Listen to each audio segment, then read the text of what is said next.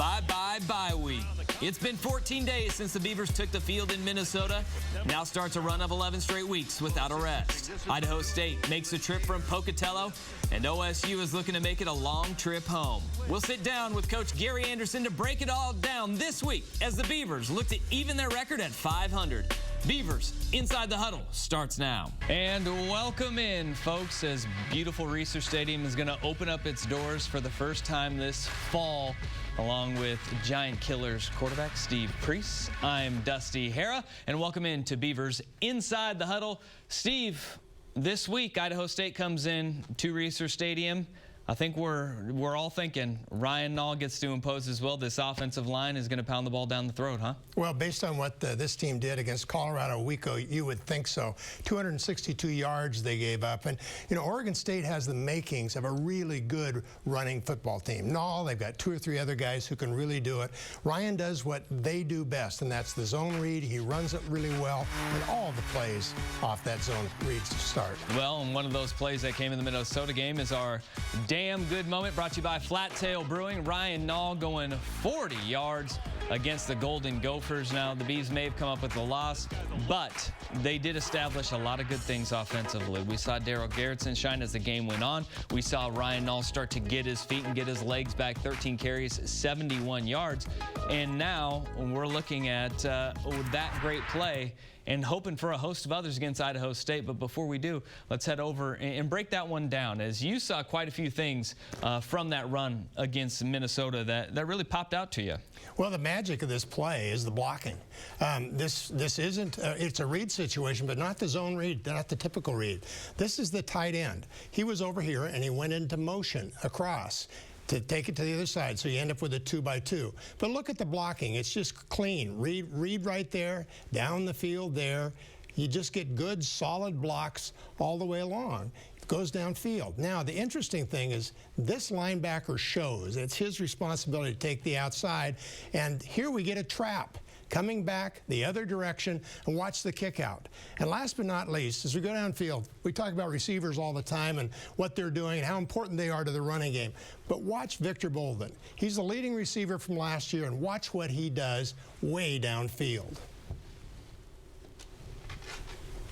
You see it right here, the good break by Nolan. There was the great play. Right here, Victor Bolden, smallish wide receiver size-wise, and he decks a safety. Nall has a big play, gets 20 more yards out of this particular play because of that block from the wide receiver. Now, that is something that hopefully Oregon State will be able to capitalize on and grow from here against Idaho State coming in this weekend. One thing, as Ryan Nall gets going, we saw that both Artavis Pierce and Tim Cook, they kind of got slow to get going in the offense and really get their legs under them. Is that something that once Nall starts get going against Idaho State, we can see those guys get more comfortable in this offense? Well, I think you'll get them more comfortable, and you'll also get the offensive line more comfortable. And which one comes first? The offensive line has to pick up their game. They have not blocked as well as they should. Oregon State's also got a couple other guys, Paul Lucas, Seth Collins, who carry the football and do special things. You see Colorado and what they did. You know, nearly 300 yards of rushing offense in this football game last week. The Beavs have to end this quickly against a team out of the Big Sky with the running game. You saw Sefo Lufau, the quarterback for Colorado. He had a decent day with his legs on the ground. Bodes well for a guy like Daryl Garrettson, who we saw his mobility against Minnesota, his ability to not just run downfield, but keep plays alive. Looking at that, 335, 262 for the Buffaloes against Idaho State. Are we expecting something similar from Oregon State? Because we haven't seen an explosion offensively from Oregon State like that in quite some time. Well, don't underestimate Daryl Garrettson and his running. And don't underestimate those 5 or 6 running backs we've just talked about.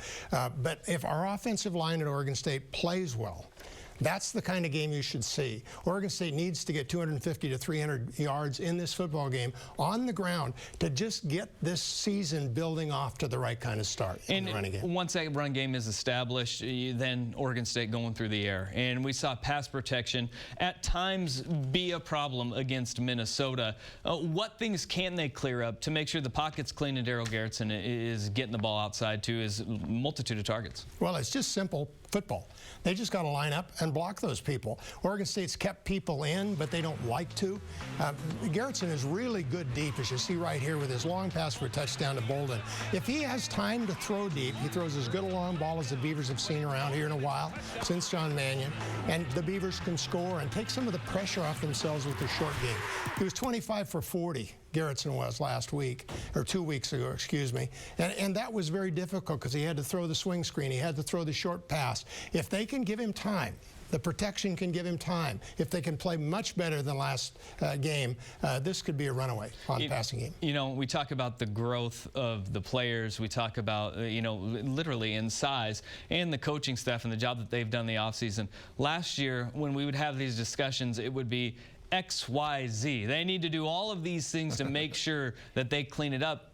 How refreshing is it to just say, it's football? These guys just need to go out and just play more football together. It isn't a size issue. It isn't a scheme and having to protect and cover up some guys anymore. Well, and I think Garrettson is the key to that. He throws the football so it's catchable, and catches turn into big plays. Well, let's hear from the coach himself. Gary Anderson is going to sit down with us. We're going to talk a lot with Coach Anderson about this right here. The screen game and number 34, Ryan Nall, the big day that is expected of him this Saturday.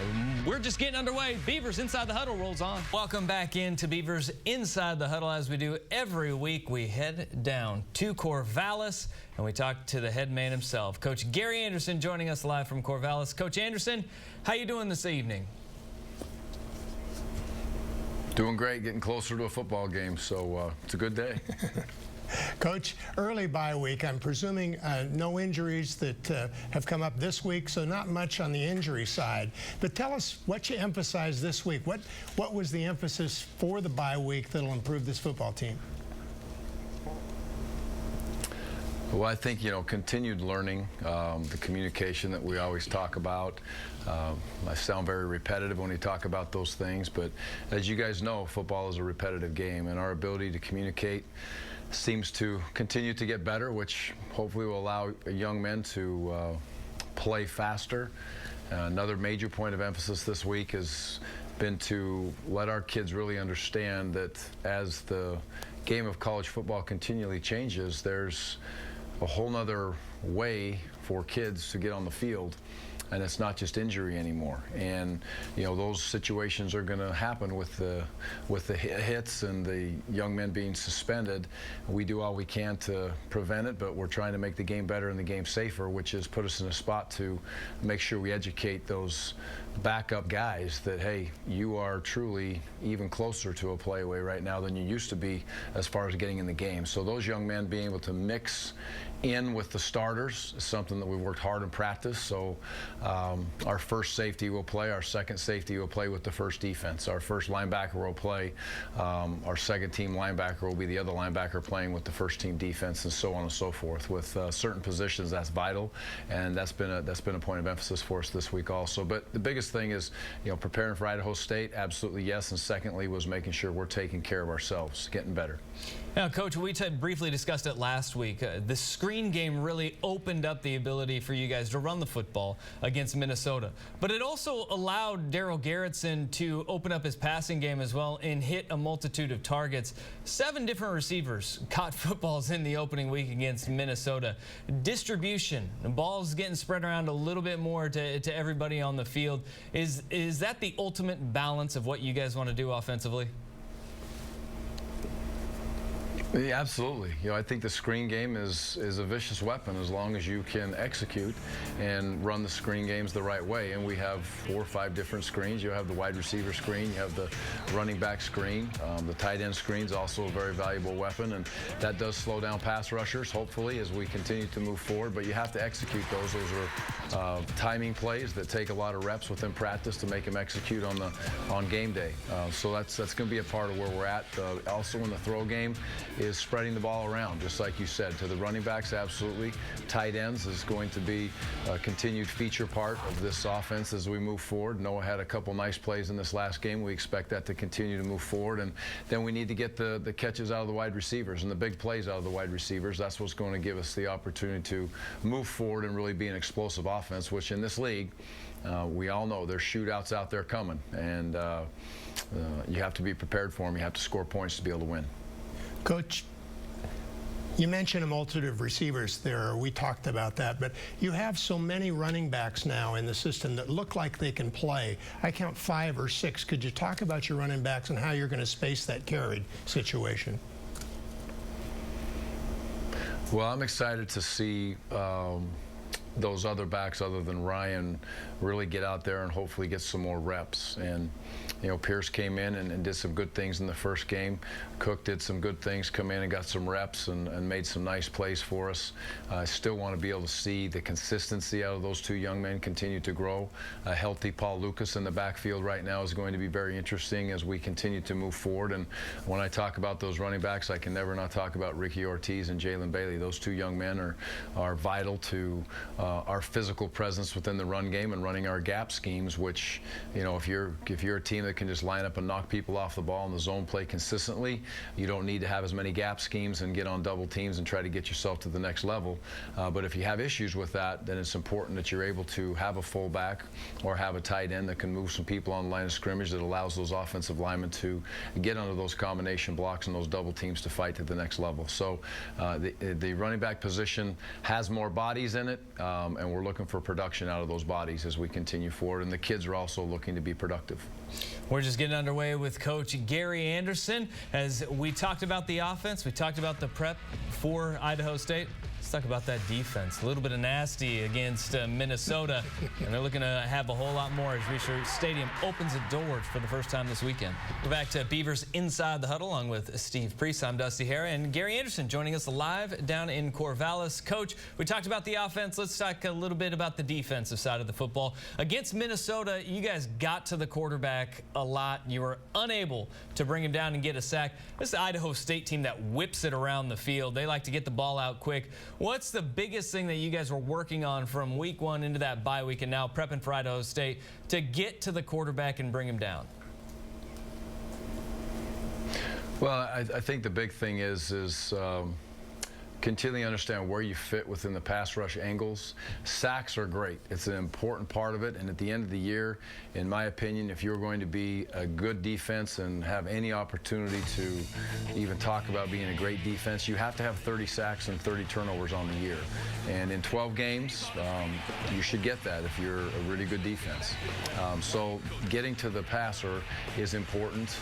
It's hard to cover back there for long periods of time. So the emphasis has been, yes, to try to beat protections, absolutely, on the board with the coaches. That's our job, to be able to put the kids in the spot to hopefully have a free hitter every now and then and bring a blitz that is very difficult for them to be able to protect, and try to have the best knowledge that we can have off of tape of where they're moving their protections to try to get a free hitter. Past that, you know, kids have to win, and creating one-on-one situations in the pass rush is what you try to do as a coach and get them in a spot to be able to win. And at that point, it's angles, it's their ability to play hard, understand what type of set they're getting from offensive linemen, how the running backs block. But I've always told this to kids as we go through time: pass rushers are born, pass rushers are not made. And you can make a sprinter faster, but you're not going to make a slow guy fast. So I was never going to run a 4.40. I don't care who coached me. It was going to be impossible to get me to run that fast. And in turn, you have to give those pass rushers the ability to clear their mind and go sick them. And that's kind of a point of emphasis for us as we move forward. Well, there's a but to that, Coach, and the but is that the technique guys, the guys who maybe aren't the pass rushers, are playing a lot of those defensive positions. And if there was something that was wrong at Minnesota on the defensive side, it was stopping the run. What have you done to tighten that up this week, your run defense? Yeah, you're exactly right, Steve. And you know, if you look at the numbers would say you played very well against the run at Minnesota if you didn't watch the game. The issues were that they had a couple bad snaps and the minus yardage plays that really cost them some yards. Our issues were not up the middle within the A gaps, the B gaps, and really, quite frankly, the C gaps of the defense. Our issues were getting to the perimeter and allowing our kids to understand that you have to squeeze the edges of the defense and allow the other defenders to fit in certain situations, especially when we got into the red zone or the quarterback was running the ball for the University of Minnesota. And that's a nice scheme. It's a very difficult scheme. It's a scheme that forces you to be triple option responsible. And you know, we didn't handle that as well as we need to as a coaching staff and as a group of kids. And then continually working on open field tackling. But we need to, as a group of defenders and coaches included, put the kids in a position to where we squeeze the field and make those open field tackles something that can actually happen, not something that we just talk about and say, hey, try a little harder and tackle him next time. So squeezing the edges of the defense, corralling the offense, corralling the offense so our players can react and run sideways to get to where the ball is going has been a major point of emphasis.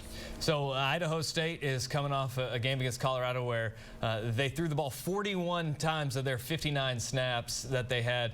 What challenges does this offense present to the Oregon State defense heading into this week against the Big Sky opponent? Well, the big thing is when you throw the ball that much, you know, limiting the big plays, and that's something we did well against Minnesota. We gave up some big plays and some critical moments, but they weren't giant chunks of yardage, and that needs to continue as we move forward. The next thing is they will throw a bunch of personnel packages at you, which comes with a challenge for your communication to get the right personnel groups on the field. They'll stretch the field within the run game a lot of times to the sidelines with the fly sweeps and different scenarios, but they do a nice job. Coach Kramer and his staff do a nice job, and we've prepared against these guys a few times in our career, and you know you're going to get first level, second level, and third level passing game, which is imperative that you cover in man coverage and you get a pass rush. It's imperative that you get to your proper spacing and your drops in zone coverage. You also keep your head on a swivel so you can help out on the underneath routes between the second and third level, and then again also the pass rush needs to be able to show up. So it'll be an interesting dynamic as we move forward. I'm sure that they will have some new wrinkles for us as they continue to move forward. Coach, the difficulty. This isn't a Big Five conference, yet this conference has had tremendous success against Oregon State. I think we're 2-2 against this conference, and you've seen them at Weber State and Eastern Washington and Sac State. How do you keep the kids ready to fight and play in a game that they see as maybe not the same competition they're going to see the next week? No, I didn't know that stat, so thank you for keeping me up a little bit longer tonight. I appreciate that, Steve. So that's a little more concerning. But you know, I think where we are, it's very important for us to understand that we need to win a football game, and we need to prepare to win a football game. We need to obviously respect our opponent, which we talk about every single week. And you don't have to look very hard in college football to understand that any game can go to either team when they come out and they're competing, and you have to be at your best, and you have to execute and be able to make plays. So, you know, we've talked about simply the opportunity we have to be able to play Idaho State and the opportunity that we have to go out there and improve from our last outing. And that is the #1 key for us, to play hard, to play physical, to play as a team, enjoy the moment. We get to come into Reser for the first time this year. They get to come out of that brand new locker room onto their stadium and right in front of Beaver Nation. So there's going to be a lot of excitement for this. I expect them to be able to play well, and our opponent is obviously well respected, but our opponent is coming into our home, and if you're in a position to be able to turn a program around, which we're trying to do, one of the key things, I'll never forget this, Lavelle Edwards told me this my first year at Utah State. He told me, he said, Gary, if you're ever going to change a culture and you're going to flip a team to be able to be a good football team, they have to win at home. So step one this week to see where we sit and try to get that first victory at home this year. The doors are opening for the first time, Coach. Good luck to you and the Beavs as Idaho State comes to town. Thank you, guys. Appreciate it very much. Have a great day. Go Beavs. Go Beavs, Coach. Well, I think Coach may fire you after that 2-2 question, Steve. We wrap up the show with our keys to the game next as Beavers Inside the Huddle. Trucks on. More Oregon State coverage, and you know what to do with right here on CSN. It all gets underway, well, tonight. And then tomorrow, you've got #Beavers.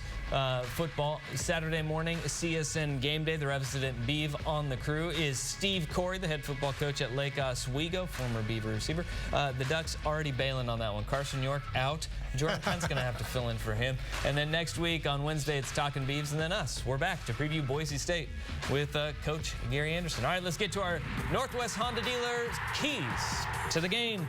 Where I got to start is overpower and overwhelm Idaho State. This is not Eastern Washington. It's not Montana or Portland State. This is Idaho State. The Beavs are physically ready to overpower and overwhelm a team. Get to the quarterback. That is not just sacks, as Coach Anderson alluded to earlier. Pressure him. Knock him on his rear. And then number 3, rush for 200 yards. And that is being generous. I think you can get 200 with Ryan Nault if healthy, but get Art Pierce and Tim Cook into the mix. I agree with the total. In fact, it's funny how close we are on these. My first key to the game is exactly what your last key to the game was. Run for 200 yards. 267 last week. Colorado was able to put up there. So the Beavs should be able to do it with their 5, 6, 7 running backs that are capable of putting a lot of yards up there. No negative plays on offense. That fits right in the same category. It's offensive line play. You got to protect the quarterback, get away from those 4 sacks last week against Minnesota. And finally, on defense, pressure the quarterback. Beavs just got to make the quarterback throw. They got to hit him. They got to cause problems for that quarterback and slow him up. This is a passing game they're in. You're a genius. You are a genius. We'll be back every Thursday at 8:30. Coach Gary Anderson joins us at all times every week. And, you know, when we're talking about rushing for 200 yards, Steve, one of the keys for me is that I don't want this game to be a 4-hour college football game. How long were 60-minute college football games go 4 hours now? Yeah, I agree with you. And it won't, because I think Gary's going to try to enforce the running game and make it a part of Oregon State football that the teams of the Pac-12 are going to have to think about. All right, we'll be back Thursday night, 8:30, previewing Boise State.